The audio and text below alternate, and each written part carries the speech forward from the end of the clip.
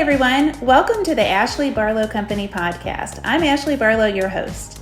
If you are a parent, a teacher, or someone who works at a school, or you're a community member, a volunteer, or a staff member at an organization that supports people with special education plans, a coach, a tutor, or even a grandparent, you're in the right place.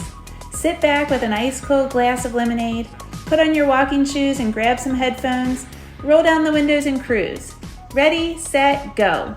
Educate, advocate, collaborate. Welcome back to the Special Education Advocacy Podcast with Ashley Barlow. I'm Ashley Barlow, and I'm so happy you're here. Boy, do I have a fun show for you today. I am joined by Rob Snow and Nick Doyle from Stand Up for Downs and the Improvaneer Method. This organization teaches the skill of improvisation to people with Down syndrome and other developmental disabilities. Improv teaches their students so many skills: quick thinking, critical thinking, eye contact, listening skills, and so many more. Rob describes it all in this episode, and you are going to love it. Of course, we laugh a lot too, and at the end, they even make me play an improv game. I wasn't nearly as funny as Rob or Nick. Rob is a native of Ohio and moved to Chicago to begin his comedy and improv journey after he graduated from Miami University, which is my alma mater. He married his wife Ellen and they had their first son, Charlie. In 2009, they moved back to Ohio, and Rob decided to give comedy a shot again after performing open mics and guest sets while he traveled for his day job. Also in 2009, Rob and Ellen had their second son, Henry, who was born with Down syndrome. The merger of Rob's passion for comedy and the love of his son have paved his way ever since. In 2011, Rob created his first of 3 one-man shows, which he continues to perform nationally. They also started Stand Up for Downs, which is the nonprofit dedicated to enhancing the lives of those with developmental disabilities through humor. In 2017, he created the Improvaneer Method. He serves as the chief executive and still rolls up his sleeves to co-direct when his partner in crime, Maggie, allows him to do so. Nick is from Canton, Ohio, and he became a vital part of the success of the Improvaneer Method. Nick is an original cast member and quickly established himself as the big brother and leader of the troupe. Through his dedication to the craft, he quickly became a standout performer. In 2019, Nick joined Rob as a board member of his nonprofit Stand Up for Downs. He also joined the board of GiGi's Playhouse in Canton. Nick serves as an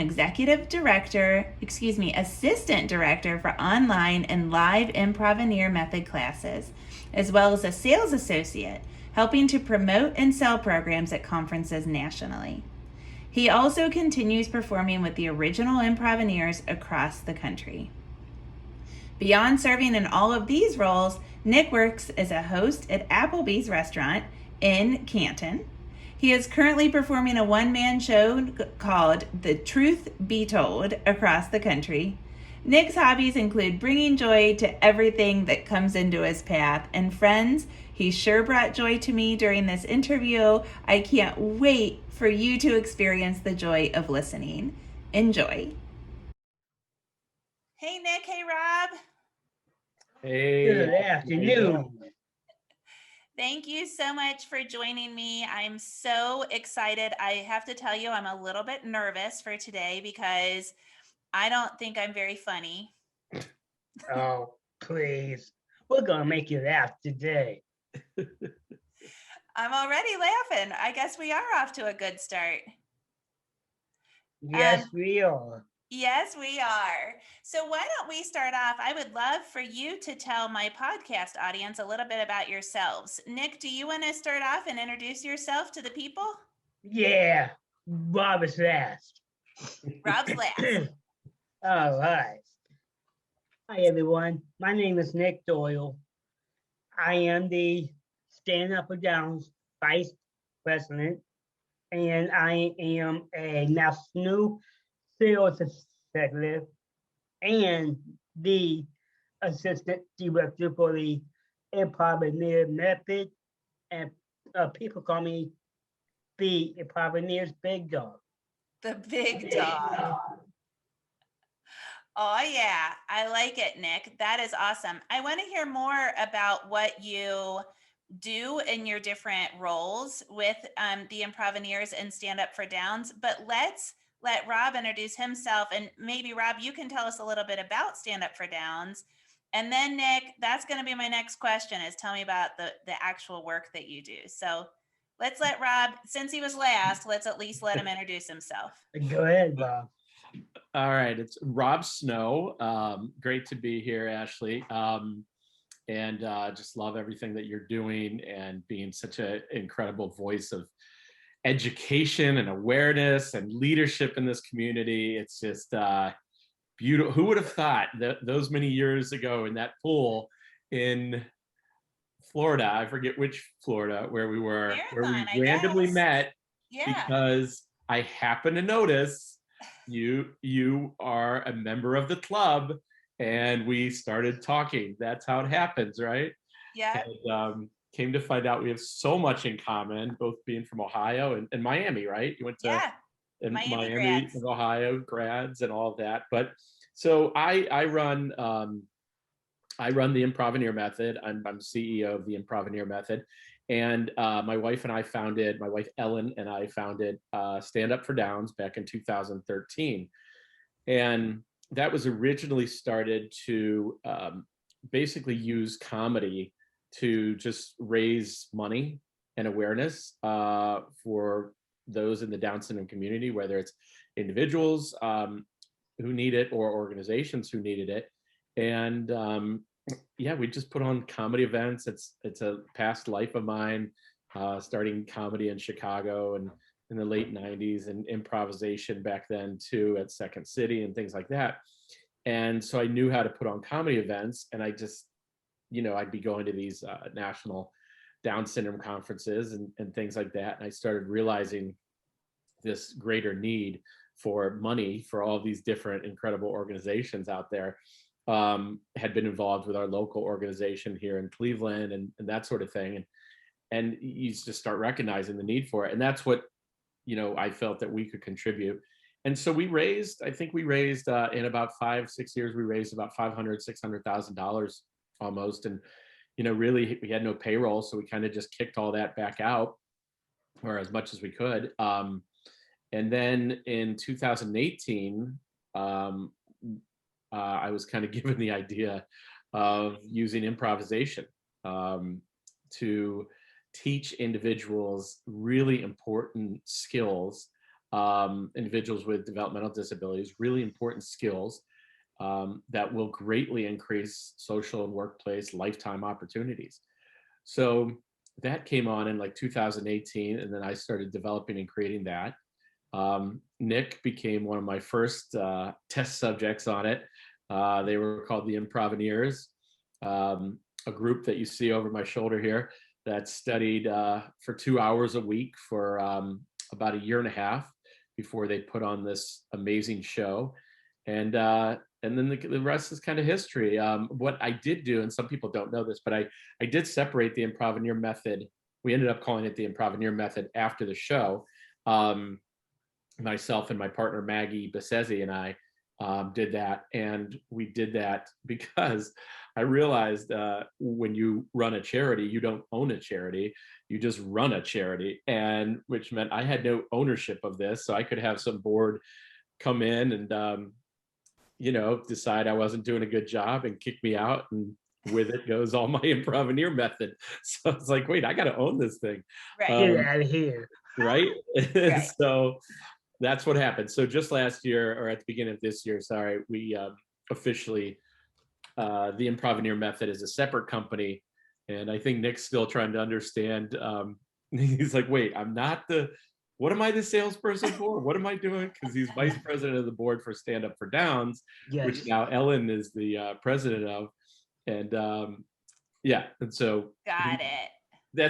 I don't know if that confuses your audience more. No, I think that's good information. It's something that I'm happy to know too. Yeah. But yeah, and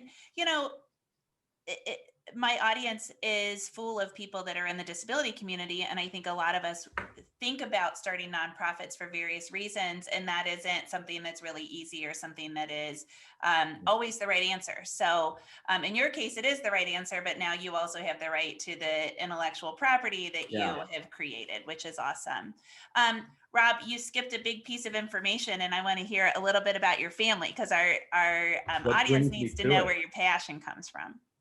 Well, I think it's a really good point, and I'll segue a little bit too into just, and I don't know if this is a question of yours, but so maybe I won't. But anyway, my son Henry is what brings me to this world. Our son Henry, you can see him over my right shoulder here. Charlie and Henry are my two boys, and Henry has Down syndrome. And we kind of, we had Henry. We didn't know ahead of time. Really, we had a couple kind of soft markers in the ultrasound that were somewhat indicative of Down syndrome. But actually, when my wife went, further into the pregnancy and we had more ultrasounds, those soft markers were gone by the time that we went in. So it was more just kind of I don't know what, a sign. I always call them signs, but so yeah, we had Henry, and that's what really got us involved, of course, into the Down syndrome community. Two beautiful boys. You are sure lucky with those two boys. And I don't know about Charlie, but I do know that Henry is absolutely hilarious. He's pretty funny. Charlie actually tried to do some stand-up comedy too, and he was very good at it. And then I think he just didn't really want to do it anymore. But he actually did. He got up on actual stages and he entered a contest, an adult contest, when he was like 12, and he took second place. Oh my gosh. Yeah. That's awesome. Yeah. Now I might be even more intimidated. So let's circle back. Nick, I'm really curious about what you do in your different jobs. I know you do some sales work, and I think what I know is that you all together in these companies have created a training that now you can take to different Down syndrome organizations or other organizations and say, would you like to have an Improvaneer group within your organization? Is that what you're selling? Yes, I am. So basically, I work for the Improvaneer Method. It's because we have our Improvaneer Method online classes as well as live classes. And so basically, we use the Zoom platform to train all of the Improvaneers all over Northeast Ohio, all over the whole country as well. So we have a lot of Improvaneers to train to play these awesome improv games. So yeah, I'll jump in too, Nick. Good job. And so Nick, the sales capacity for Nick, really started when we had a booth at I think it was the DSAIA conference last year, and I think it was the last conference most of us did before COVID. And Nick, he came down there with us, and he works that booth like nobody else. He sells the program like nobody else. I said, well, I'm going to make him a sales assistant. And then I was like, well, I guess I'm the other salesperson, and he's not really my assistant. So why wouldn't he just be my national salesperson? And so that was the thinking. And then we just haven't had those conferences in that time to really get out and do it. But he's better than anybody. I've worked a lot of booths in my days, and nobody does it better than Nick. And he's the one that, in a very good way, gets people to sign up for whatever you have at the booth, or drop your cards, and he's giving away our swag and stuff like that. And he just is tireless at it. So that's a role that we'll be picking up more as we go. And then the assistant director role, as he said, he's on not all. I think, Nick, you're working about 5 to 10 hours a week. It usually stretches more to 10. and You can say that. he helps play all the games. He helps lead the games. He'll even help teach some of the games. And then when we're live, he's an assistant director to one of our live Northeastern Ohio classes now. And I mean, it's just that there's such a natural leadership in him and ability to make everybody feel so good in that room. And I noticed it like in the first year when we were, we just had the Improvaneers, and Nick was just, one of the cast members. And we get done with a game, and then I kind of give my constructive criticism to everybody, like, hey, this was great, I'd love to see this next time, if you could incorporate this. And Nick goes, hey, can I say something? And he jumps up and he looks at one of the cast members, and he goes, I won't say his name, but he goes, hey. And I'm kind of biting I'm like, what is he gonna say? And I'm looking at Maggie, I'm going, is this gonna be good? And he goes, I loved what you did in that scene. I just loved it. I loved it. When you did this, and he had an example for him. And then he says, and next time. And it wasn't even like a but next time, where we get in trouble with that sometimes. We're like, okay, here comes the but. He didn't even say that. He goes, and next time, I think you can even go further with that. And you can, and then he just said basically what I was trying to tell him, but he said it in such a better way. And so much more positive. Yeah. And the kid was laughing and happy, and yeah. So I knew that. You know what? I can't help but insert a little advocacy strategy with that story. Yeah. So I teach negotiation and how to advocate. And my personal style is very, very positive and collaborative and teamwork, because I feel like people get more buy-in if you work that way.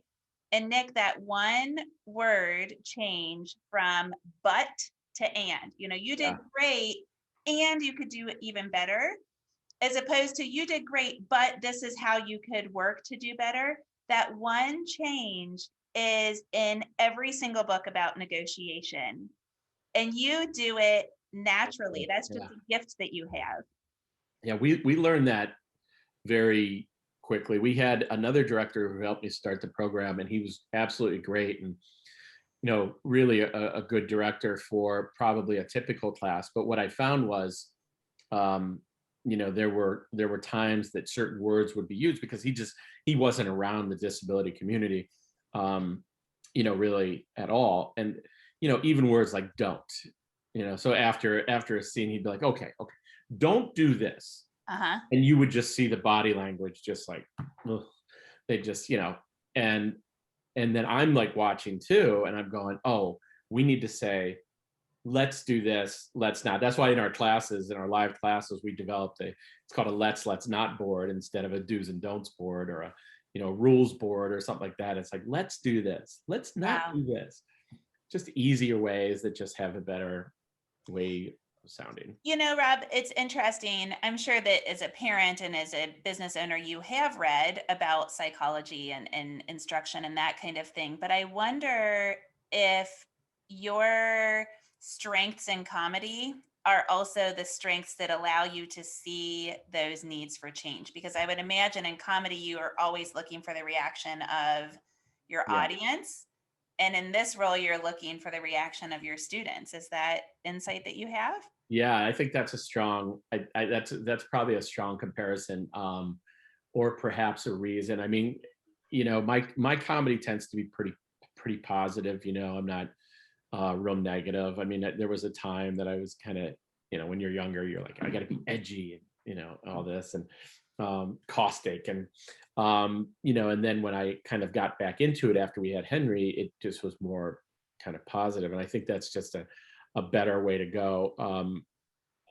So, and then when we started just, teaching individuals with developmental disabilities, you see that positivity and you just don't want it to stop, but you have a job to do, which is to teach, and not everybody's doing that right. Or not everybody's following the instructions. So you do have to kind of keep finding those ways of making sure it stays very positive. And it's hard. I mean, I just taught a live class for the first time in a long time. And I really only did it, this was a week and a half ago.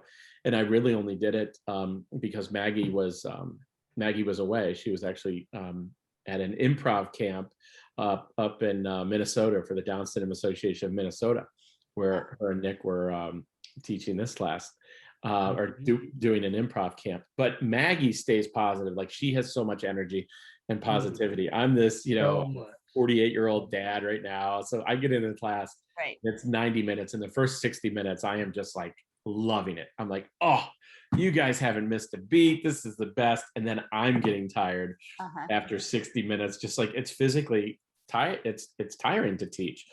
I have such new respect or such added respect for teachers out there now who literally stand all day or teach 5 and 6 classes. And it's incredible, but it takes a lot. So yeah, keeping the positivity is a trait.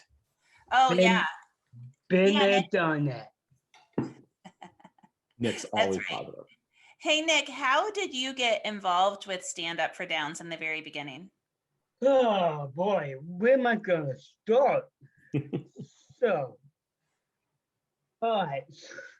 So when I found out about Stand Up for Downs, my cousin, Ken Bergman, and I want to give a big shout out to Ken Bergman.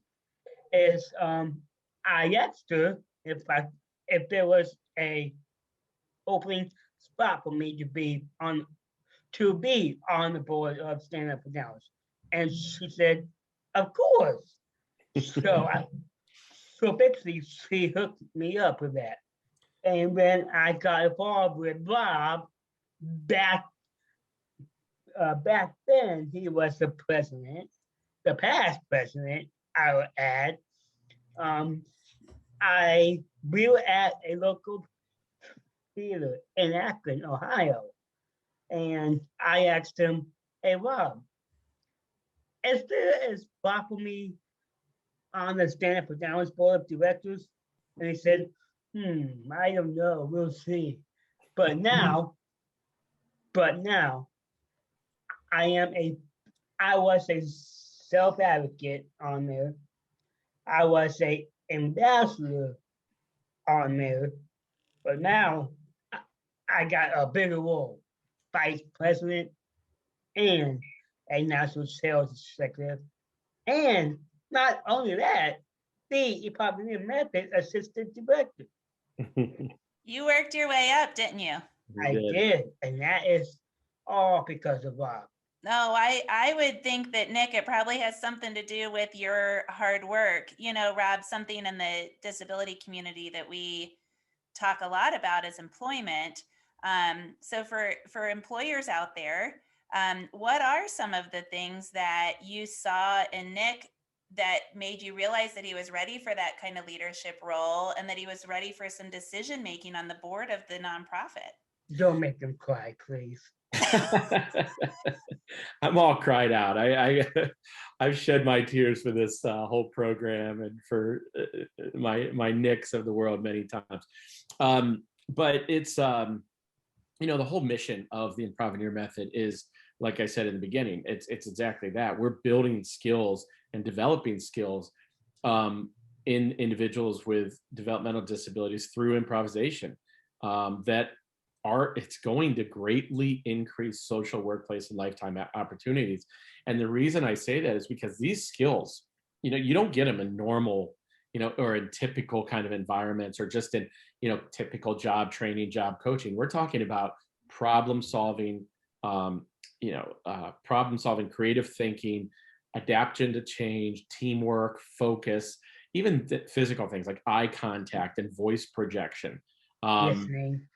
Quick thinking, listening. So it's and a huge increase in self-confidence. These are really big skills that are equatable to nearly every type of job. And to be honest, there isn't. I used to say this program when I was first starting it and first trying to pitch it, that it was very groundbreaking and game changing. That was a little bit of hyperbole at the time, but now I'm like, those are understatements, because from what we found and the way we've been able to measure this program, those skills absolutely increase in ways that they never have before through this method. And by the way, it's also a really fun way to do it. They're either in a class or on a Zoom or in a Zoom class with others. So they're connecting with others, but they're playing games, really fun games, laughing. And so if you start, a class with, say, very low or very, bad eye contact, let's say, maybe that's not a strong skill set, by the end of a full year session, you're going to have either good or great eye contact. You really will. And so, and we did a study. I mean, we took these 10 individuals and we created a evaluation method. And because I knew we had to do that, but that's not my area of expertise, in kind of creating studies. So I actually worked with Dr. Anna Espenson, who you may know Yes, from it's Cincinnati Children's. Yeah, an incredible behavioralist for Cincinnati Children's.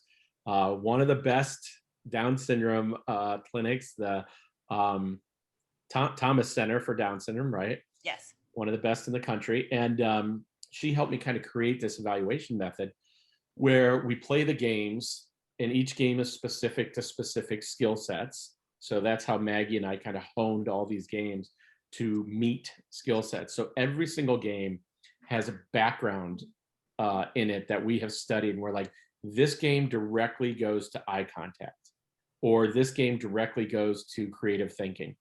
And so, and most games have multiple skill sets they're building too.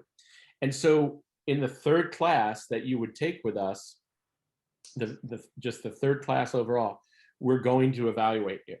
And on a scale of 1 to 5, 1 meaning you really don't have that skill set, or 5, you have it in spades. It's really great.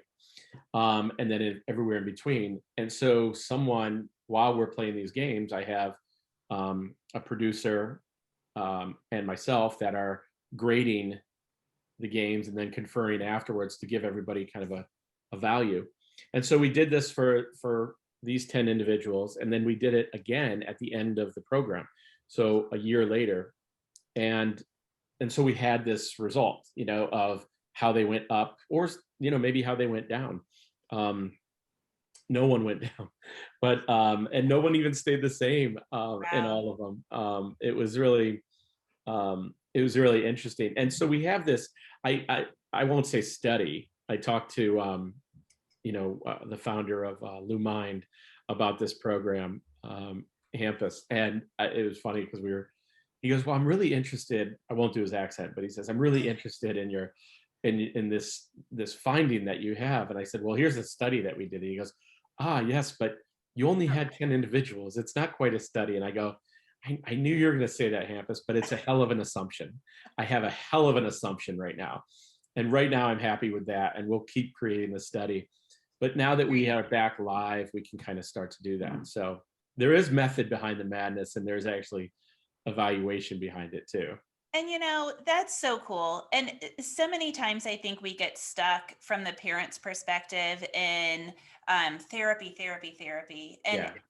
I oftentimes go back to those early intervention days when we were instructed on how to make therapy fun, how to incorporate it into our everyday lives and into play and that sort of thing. And you have really put a lot of science behind play and interpersonal relationships and the social part, which is fun. And, that's cool. I bet, Nick, you had no idea that Rob and other people were evaluating your progress in the beginning, did you?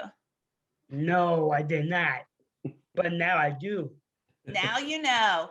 Well, Yes. Nick was like a 5 in almost all of them. If you saw Nick's chart, he was like 4s and 5s and just about everything to start. But we even did a further case study with Nick because we had the quantitative. That was a big part of it, with the numbers where we would kind of see this. But we also knew that what was really important too was the qualitative, the stories, the anecdotes from the parents. What was happening when they left class? And so we started doing a lot of surveys, and we even had a focus group with the parents that took the class and everything. And so we found out so much more.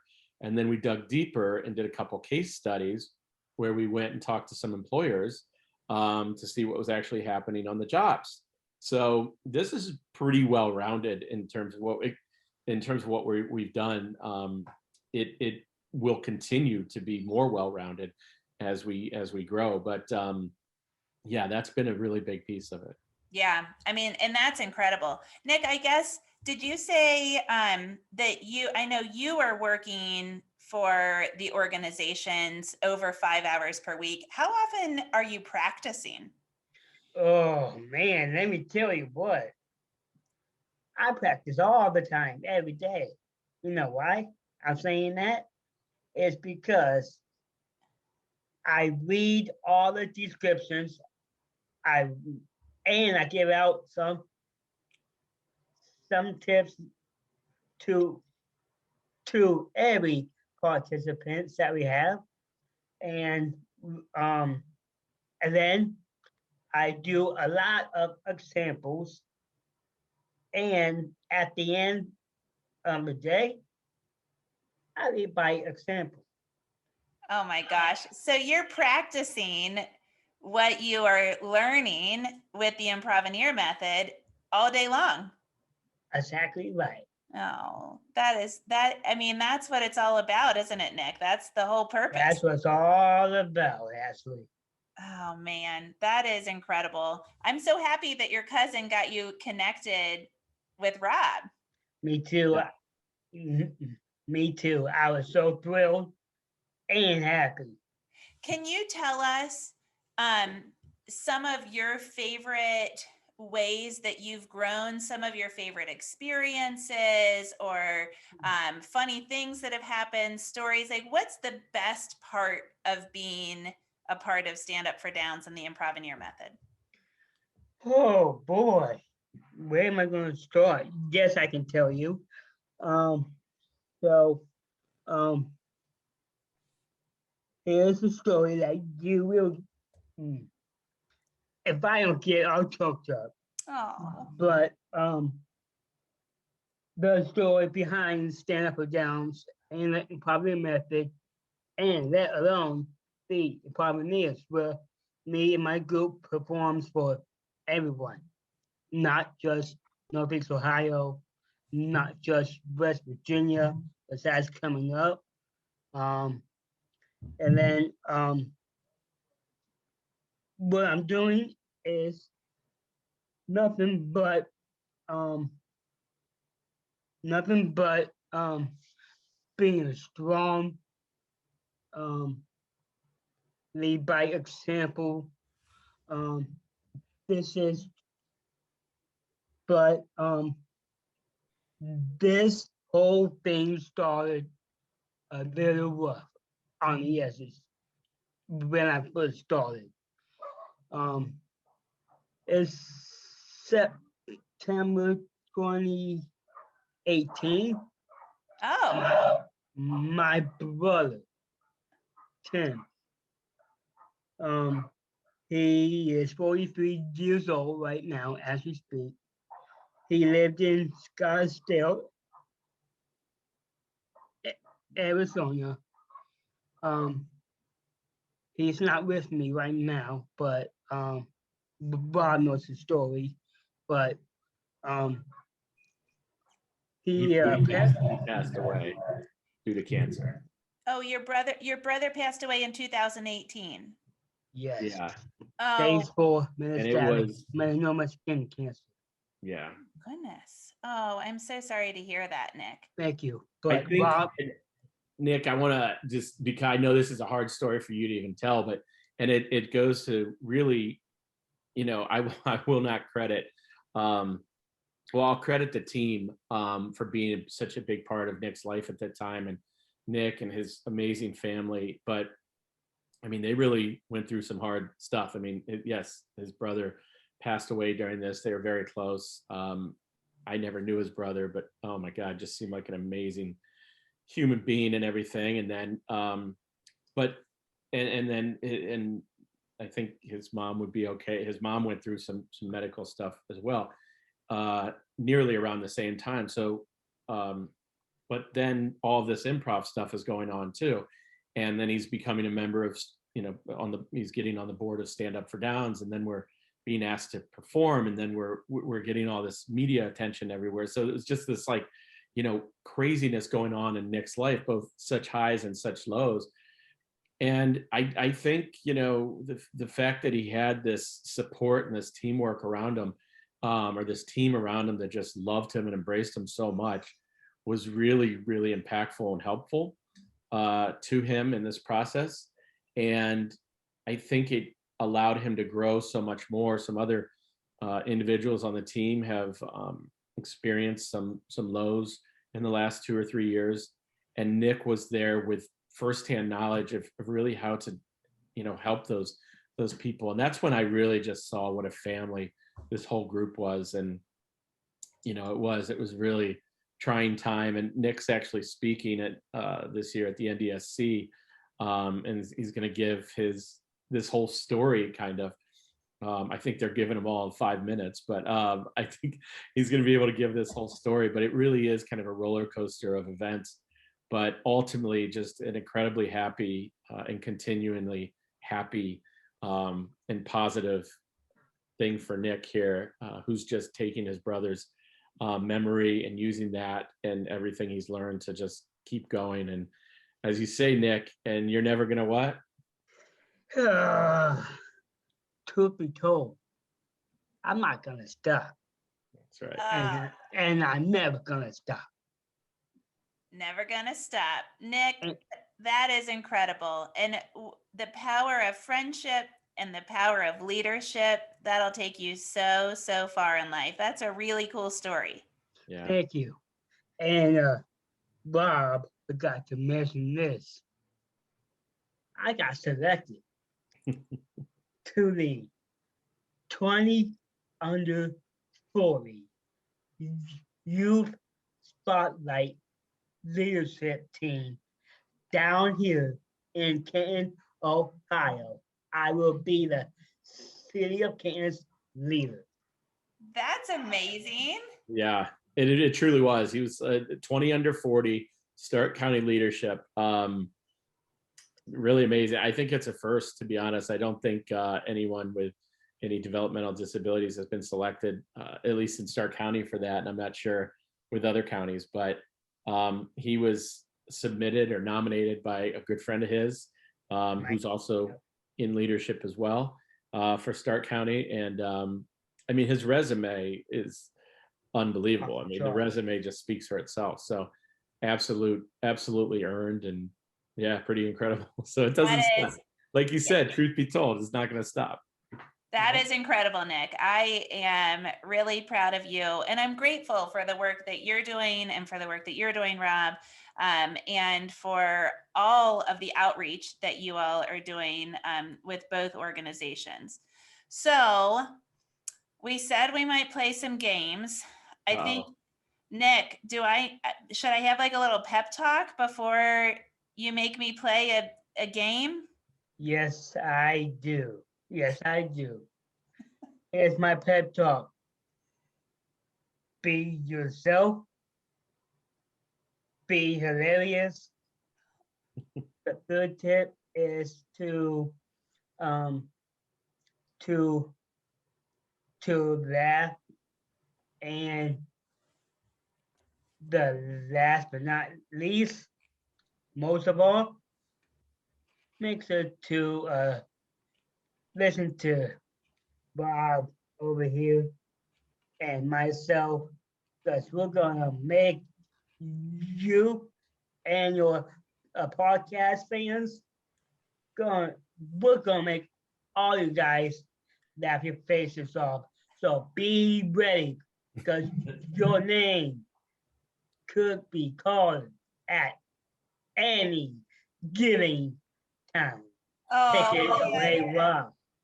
So before we jump into a game, I'll tell you kind of the tenets of improv, and this might help you out a little bit. So Okay. improv is basically, as we know, it's making it up, thinking it up on the spot. You're improvising anything. Yep. We do it every day. Our entire conversation right now, Ashley, is improvised. Every time you meet somebody, everything you almost do in a given day is improvised. So we're doing it. We already all know how to do it. So it's not hard. When you're on stage doing improvisation, you can think of one of the main rules. It's called yes and. And so people hear that a lot when they talk about improvisation. And yes and means, yes, I'm going to agree with whatever you say. You're my partner. If you tell me that we're floating in a child's fishbowl in their room, that's where we are. If you tell me that we're in outer space and we are both aliens with one eyeball, that's where we are. So you agree with that, and you add to it. So it's yes and ... So your job is to agree and then add to the scene. Okay? Okay. Okay. Okay. So, So you got another? before we start, Yes. I do have another tip, Bob. Yes. Okay.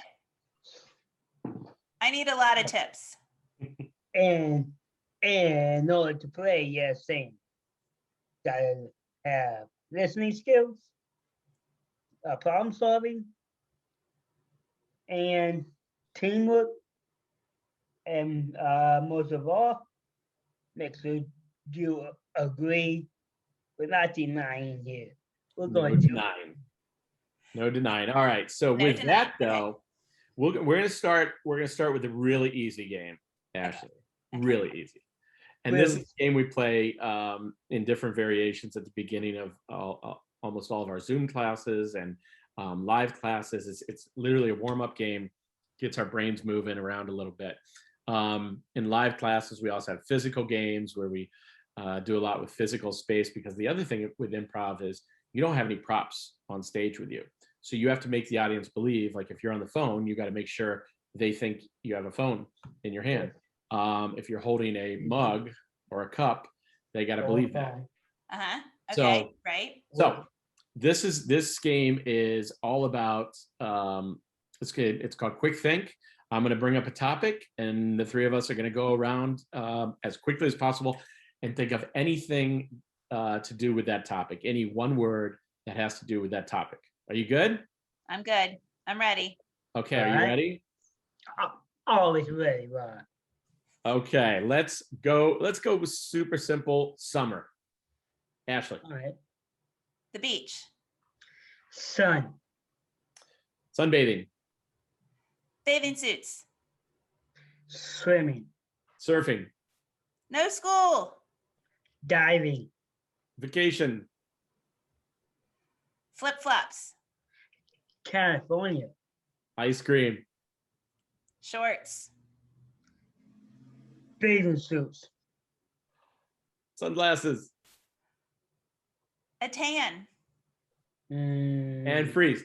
So it becomes a little harder, right? And so you get a big circle of people, but you're really just working that brain. And then once you get really good, now you start to play it differently, where you're not just thinking of things while everybody else is talking. You're waiting to hear what the person before you says, so you can maybe add to that, instead of just thinking. So the topic can almost start to take a turn. Like if you said no school, I might say, bad teachers, or something like that had so it just starts to kind of take a mind of its own. All right, that's the easy one. Okay. All That right, was so fun. we mentioned a game called, that we do a lot of problem solving. So we play a game called So I'll, and this is all about problem solving. So we start to, as you get more advanced, we raise the levels of the games. So a game that might focus on a skill like quick thinking starts with a game like we just did, but then it goes to further games down the road when you really have to apply your quick thinking skills. This one is all about problem solving. So I'm going to give Nick and I will do this first. So Ashley, you're actually going to give me a problem, and Nick is going to help me solve it. And the way he's going to help me solve it is first, whenever I tell him my problem, he has to say, "So I'll," and then he's going to tell me how he's going to fix it. So what's my problem, Ashley? You stepped on gum. Okay, ready? Get ready to do that, Ashley. All right, Nick, stop saying that. Now you're building up expectations. That's wrong. All right, so ready? All right. Oh, Nick, I just stepped on gum, man. Oh, Ugh. It's all over my shoe. Oh, so I'll fix that for you. Here, I got pliers. Thank you. I always take off my gum with my pliers. Much appreciated. Then we take that game to like customer service. So now you're going to be the customer service rep, Ashley. You're going to have to solve Nick's problem. Are you ready? Oh, yes, I am.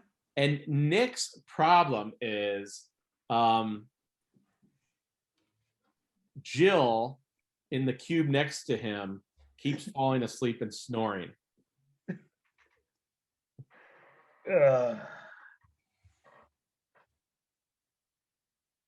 Are you gonna ask me? Oh, I Oh, tell you? no. I'm sorry. Oh, yes. I thought you were going You to tell could me. say like, Nick, what can I help you with or something? Nick, I have a problem at work.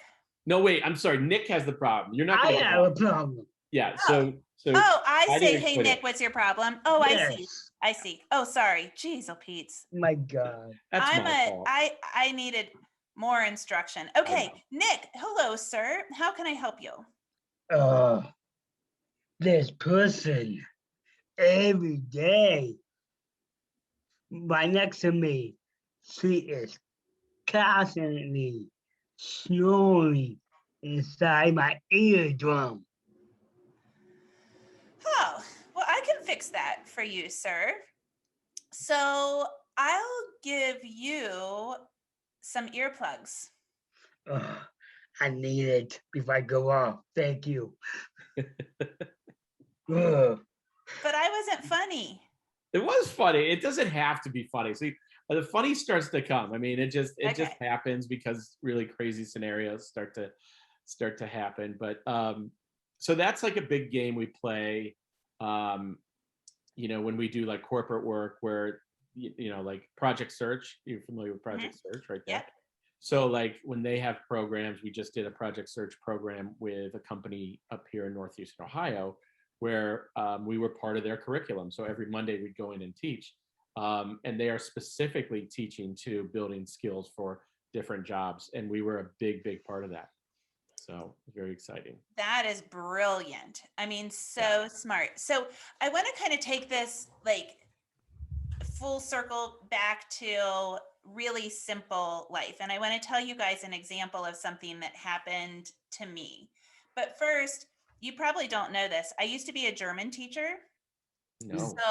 So before I went to law school, I was a German teacher. And what I loved about language was the creativity that's involved in language. So, if you're learning a foreign language and you don't know, you forget the word apple, then you could say circle red fruit. And you might be able to come up with those three words, and people would know that it was an apple or maybe a strawberry or some other red fruit. So now I'm raising a child that has a language delay. My Jack actually has apraxia of speech, kind of the motor planning part of speech. And his speech has really come a far way. But today, minutes before we hopped on this Zoom, my mom was there and he wanted to prank my mom. He was telling me that he wanted to prank his grandma. And he said, Mom, and I could not tell what he was saying. I thought he said my clothes, my toes, my does. I could not tell what he was saying. Finally, he said explosion. And then he said root beer float. And I was like, when you want a root beer float? That doesn't sound like my clothes or my toes or whatever. You know what he wanted? Mentos. Do you know, Nick, if you put Mentos, it's like a mint. If you put Mentos in a Coke, it'll explode. Yes. He wanted Mentos because he wanted to prank his grandma by spraying Coke all over her. Yeah.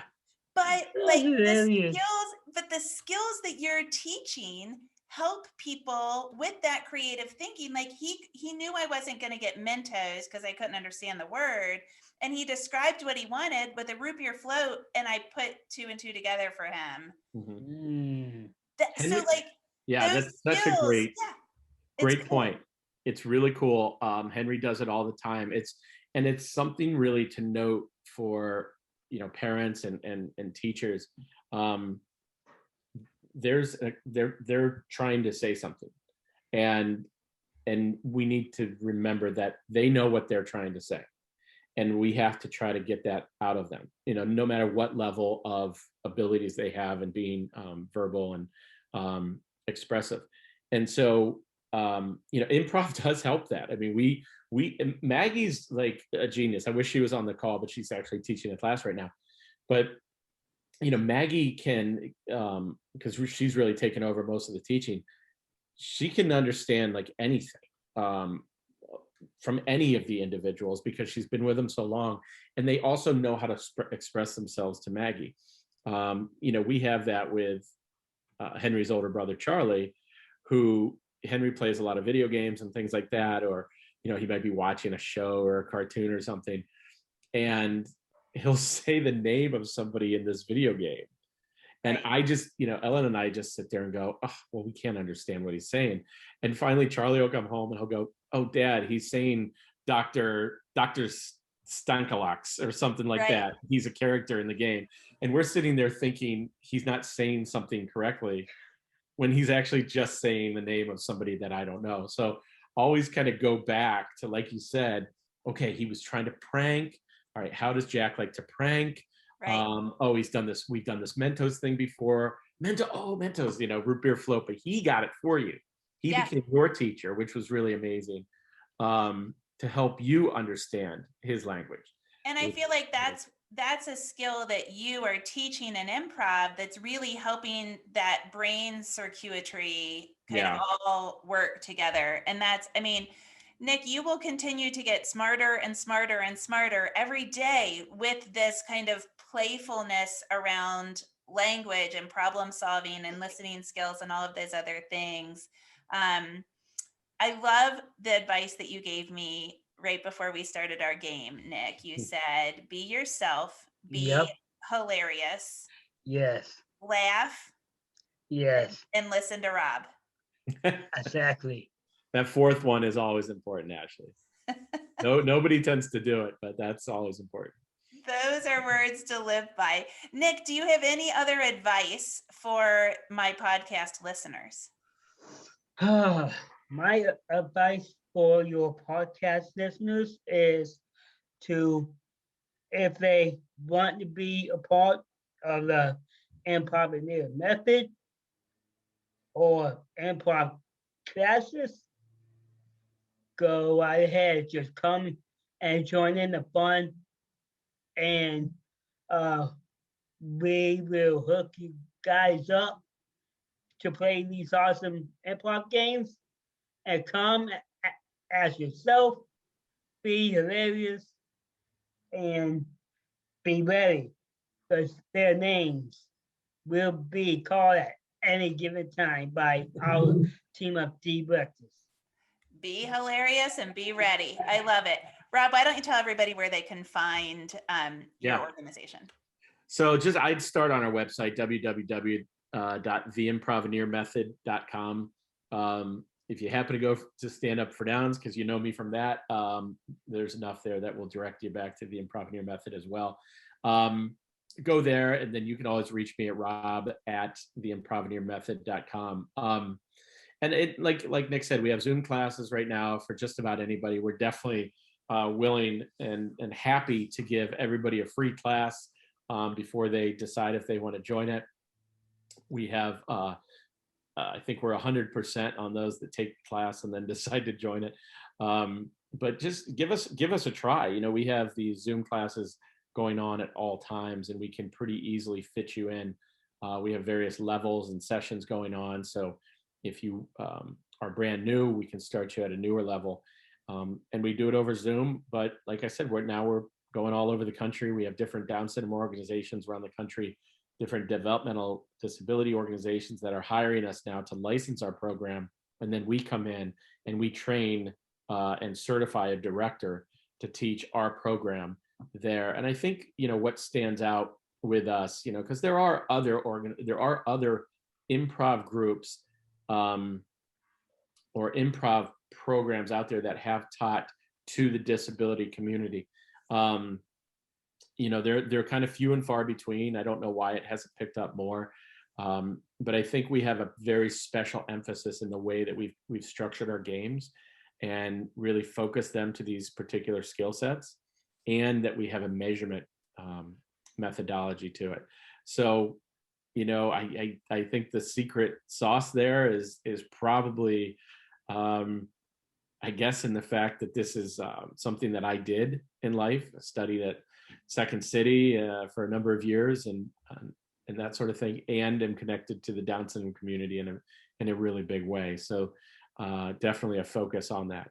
So, but look us up, man. We would love to, you know, especially any of Ashley's fans and supporters out there, Yes. give you a free class and see what it's all about.